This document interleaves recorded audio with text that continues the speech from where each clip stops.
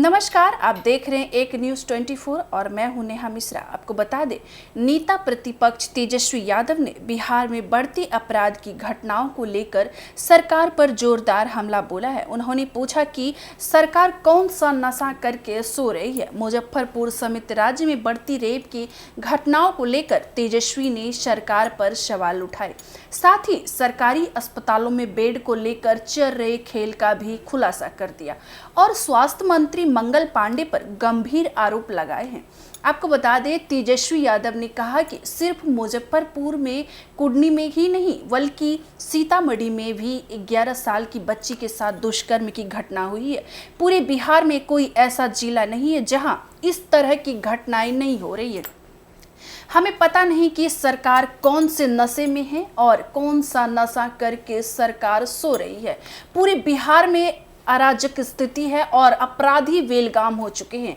Law and order देखने वाला कोई नहीं है और पुलिस वसूली में लगी हुई है। नेता प्रतिपक्ष तेजस्वी यादव ने कहा कि बिहार के मुख्यमंत्री हो या दो डिप्टी सीएम हो, उनको सिर्फ कुर्सी से मतलब है, ना कि उन्हें बिहार और बिहार वासियों से मतलब है।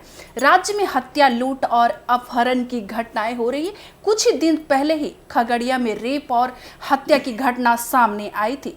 आपको बता दें, पूर्णिया में बलात्कार हुआ, सीतामढ़ी में 11 साल की बच्ची के साथ गैंग रेप हुआ था। खासकर मुजफ्फरपुर जिला में तो अपराध चरम पर पहुंच गया है। यह वही जिला है जहां बालिका गृह कांड हुआ था। तेजस्वी ने कहा कि लोगों को समझना होगा कि अब मुख्यमंत्री नीतीश कुमार जी अचेत अवस्था में हैं।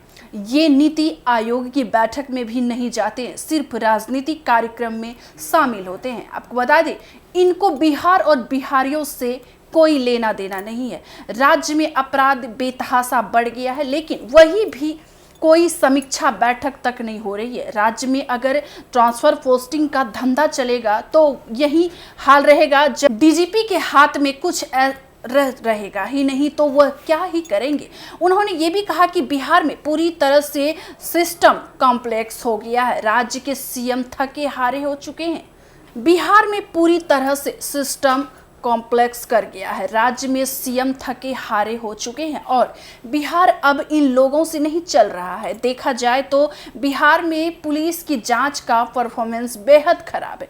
बात अदालत तक पहुंचती है तो अपराधी कोर्ट से बेल लेकर बाहर आ जाते हैं।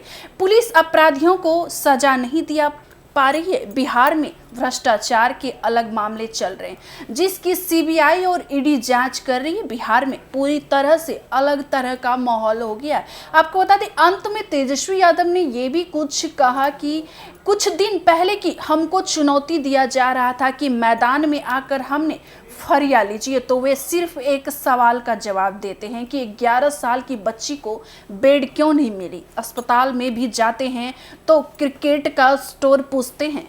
अस्पताल में भी जाते हैं तो क्रिकेट का स्कोर पूछते हैं। मंत्री का पीए सब तो बेड बेचता है।